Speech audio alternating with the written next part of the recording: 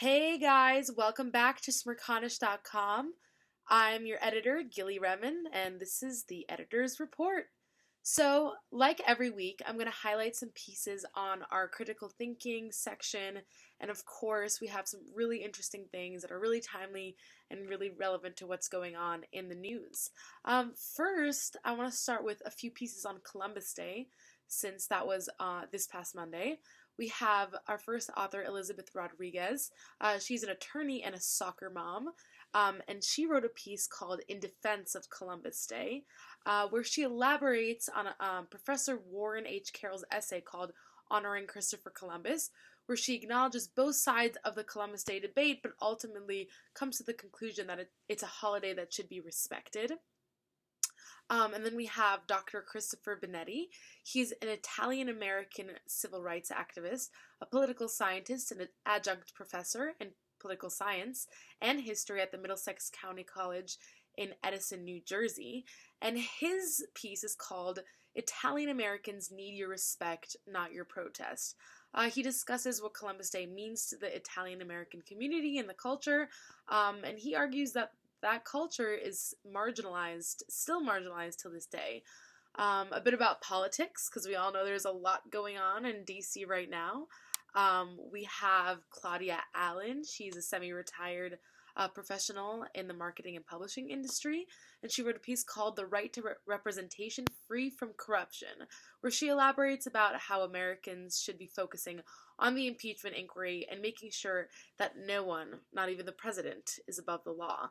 Next, we have Jim Bloom. He is a marketing executive, and he has a piece called Primary Proposals, Tested Messaging or Political Arson, where he discusses the effect of the Democratic presidential nomination process and what the effect is on the independent voter. And next, we have an author of a piece called Is Patriotism Dead Amongst Millennials? And that's from Brooks Styroff. He's the founder and CEO of Walk On Holdings, which includes digital media brands Tag the Flag, The Street Sheet, Pregame Skate. And he, in his essay, talks about how his generation of millennials considers itself less patriotic, but is actually a lot more civically engaged than older generations. So, kind of defining what patriotism means. And lastly, we have a few pieces on climate change and the buzz that has been created about climate change.